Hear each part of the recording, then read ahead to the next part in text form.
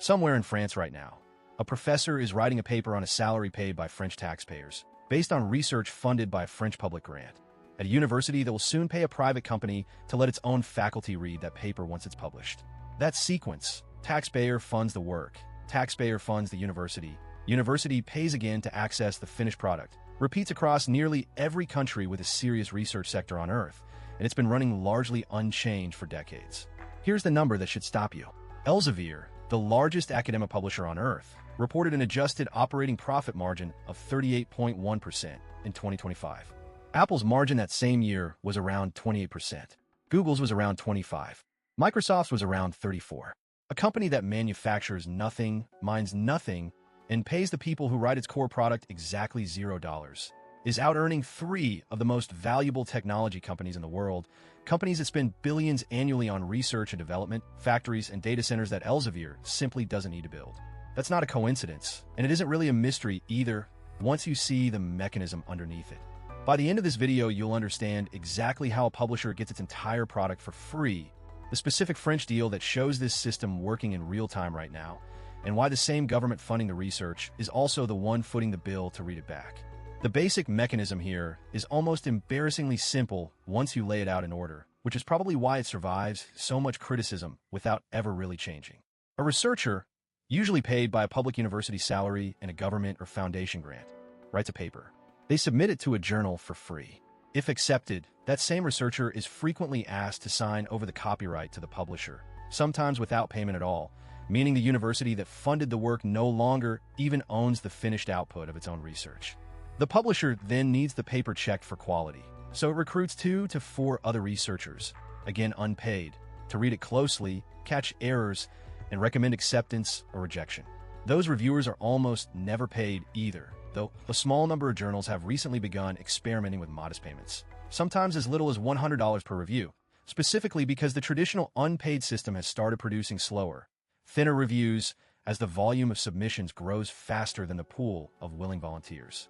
Early results from those experiments reportedly show faster turnaround times and better quality feedback, which is itself a quiet admission that the free version of this system has been running on goodwill that's wearing thinner every year.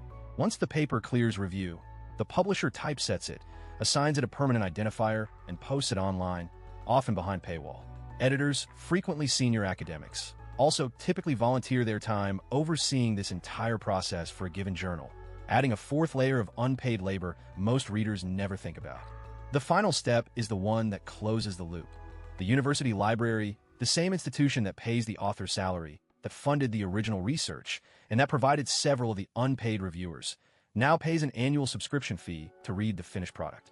3, arguably 4, unpaid inputs, 1 paying customer, and that customer is frequently the same organization that supplied all of them in the first place. It's worth putting a real number on just how much of this system runs on unpaid work, because the scale is easy to underestimate until you see it added up in one place. A peer-reviewed study published in 2021 estimated that researchers worldwide spent over 100 million hours on peer review in a single year, the equivalent of more than 15,000 years of continuous human labor, donated in 12-month increments across an entire global research community. Valued at researchers' actual salaries, the study estimated that time was worth more than $1.5 billion for US-based reviewers alone that year, over $600 million for China-based reviewers, and close to $400 million for UK-based reviewers. The study's own authors described these figures as very likely undercounts, since they only covered a portion of the journal's publishing worldwide, and an earlier, more limited 2007 estimate had already placed the equivalent global figure at close to $2 billion, back when total published output was less than half what it is today. Layer that donated labor against total industry revenue, commonly estimated at somewhere between $19 and roughly $30 billion a year across the global academic publishing sector, depending on which analysis you use, and the picture becomes clear. This isn't an industry that occasionally benefits from some free contributions. The free contributions are most of what it's actually selling, dressed up as a service the publisher itself provides. One widely cited breakdown even put a number on the asymmetry directly. Publishing a single paper can cost the publisher only a few $100s in actual processing costs, while charging the author $1,500 or more if they want that same paper made openly available to the public. A markup on the publisher's own actual cost that would be difficult to justify in almost any other industry without someone calling it price gouging. A reader outside any university who simply wants to read one finished paper without an institutional subscription behind them typically faces a price of $30 to $50 for that single article, or gets locked out of it entirely. France offers a genuinely current, concrete example of exactly how this dynamic plays out at a national level, and it's still actively unfolding. Elsevier accounts for roughly a quarter of all French scientific publications, according to figures cited by CNRS, France's National Scientific Research Center. Because of that scale, Elsevier's contract terms with France effectively function as national policy for a huge share of the country's research output. No individual French university has any real ability to negotiate around a company that touches this much of what its own researchers produce. Under the aegis of France's Ministry of Higher Education and Research, the Couperin Consortium, which negotiates journal access on behalf of essentially the entire French university and research system, signed a new national agreement with Elsevier covering 2024 through 2027, replacing an earlier deal that had already drawn criticism from France's own research community. CNRS itself voted against the negotiating mandate that led to that agreement, on record before it was signed, a public body responsible for a huge share of French research explicitly objecting to the terms its own national consortium was about to accept on its behalf. France's mathematical and physics societies separately criticized the resulting deal as weaker than agreements reached by Germany, Norway, and the University of California system, all of which pushed further toward what were called transformative agreements, arrangements that eliminate the practice of paying twice, once to subscribe and again to publish openly, in favor of one combined fee that funds both. An earlier, similar Elsevier France deal back in 2019 was already criticized on nearly identical grounds by open access advocates, meaning this isn't a one-time dispute. It's a recurring pattern that's now played out across at least 2 full negotiation cycles. Some French institutions have gone so far as to recommend that their own researchers deliberately choose the subscription option over open publishing when submitting to Elsevier, specifically to avoid strengthening Elsevier's negotiating position ahead of the deal's renewal in 2027, a genuinely strange piece of internal strategy, essentially asking researchers to withhold from making their own work more openly available, purely as a negotiating tactic against the next round of talks. That's a national research funding body, publicly on record opposing a deal its own consortium ultimately signed, over a publisher that already handles a quarter of the country's scientific output, in a cycle that's now repeated across multiple contract renewals. It's about as clear a real-time picture as you'll find of a government funding research on one end and negotiating, uneasily, to buy it back on the other. Even where genuine negotiation happens, libraries rarely get to buy only the journals their own researchers actually use, and the reason for that is a specific pricing mechanism with a name. In the mid-1990s, a University of Wisconsin librarian named Kenneth Frazier coined the term "big deal" to describe a practice publishers have begun rolling out. Instead of subscribing journal by journal, a library pays one lump sum for access to a publisher's entire catalog, often hundreds of titles at once. Early big deal pricing was typically calculated from a library's existing print subscription spending, plus an extra 5 to 15% to cover access to previously unsubscribed titles, with built-in annual price increases around 6% regardless of how much the library's usage actually grew. Frazier himself warned, at the time the model was introduced, that it might look attractive to any single library while quietly harming the academic community as a whole, since it locked institutions into paying for volume rather than value. Independent research has repeatedly found that libraries get poor value out of these bundles, specifically because so much of what's included goes unused. One widely cited analysis of a Taylor & Francis bundle found that out of roughly 2,250 included titles, only 210 accounted for half of all actual usage, and just 55 titles accounted for a quarter of it, meaning the overwhelming majority of what a library is paying for sits essentially untouched. A separate multi-university study found that the ratio of journals libraries actually cited, compared to the total number they were paying for through bundles, fell by 61% between 2000 and 2011, even as the total size of these bundles roughly quintupled between 1986 and 2011. At the University of Sheffield specifically, roughly 80% of the entire library content budget now goes toward journal subscriptions of this kind, leaving comparatively little room for anything else a modern research library might want to fund. Making this harder to scrutinize from the outside, big deal contracts are routinely covered by non-disclosure agreements, meaning 2 universities of similar size can be paying wildly different prices for effectively the same bundle without either one knowing it. Much of what's actually known about real bundle pricing across different universities has come from researchers filing Freedom of Information Act requests specifically to force the numbers into public view, since the publishers themselves generally won't disclose them voluntarily, and in some cases have required libraries to sign confidentiality clauses as a condition of the deal itself. If any single company shows this business model at its most extreme, it's Elsevier, and its numbers are worth sitting with directly rather than as an abstraction. Elsevier's parent company, RELX, reported that the Elsevier-containing division posted an adjusted operating profit of £1.035 billion in 2025 on revenue of £2.714 billion, matching the 38.1% margin figure from the start of this video. The year before, in 2024, RELX reported the same division earned £1.17 billion in adjusted operating profit on $3.05 billion in revenue, a 38.4% margin, with the company specifically noting that submission volume was growing very strongly, particularly in pay-to-publish open access, meaning the shift toward open access, often framed publicly as a step toward fairer access to research, has also functioned as a genuine new growth driver for the exact company critics accuse of profiting excessively from the old model. For comparison, Springer Nature, Elsevier's closest major competitor by scale, has reported an operating margin closer to 23%, still healthy by almost any industry standards, but meaningfully below Elsevier's, suggesting Elsevier isn't simply riding an industry-wide tide, so much as running a particularly effective version of the same underlying model. Both companies operate within RELX or comparable multinational information services conglomerates, where the academic publishing division routinely functions as one of the most profitable business lines in the entire portfolio, frequently outperforming the parent company's other divisions in legal information, risk analytics, or exhibitions.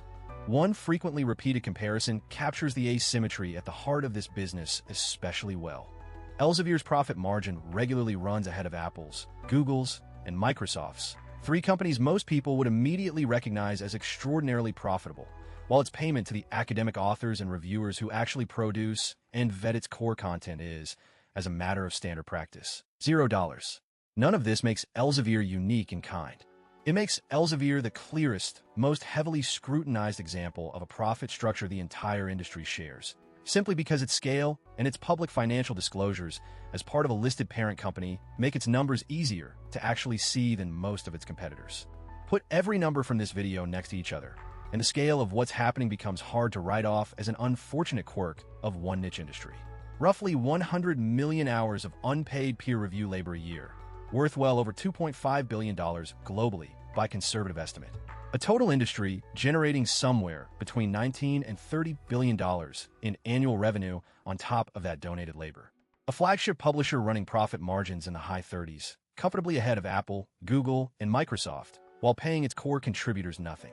A pricing structure, the big deal, deliberately built around a library's past spending rather than its actual usage, with as much as 3/4 of a typical bundle going essentially untouched. And one national government, France, whose own scientific research body voted against the terms its own negotiators ultimately accepted, over a single publisher controlling roughly a quarter of the country's entire published research output. None of these numbers exist independently of each other. The free labor is what makes the high margins possible in the first place, since neither authors nor reviewers are a real cost on the publisher's ledger.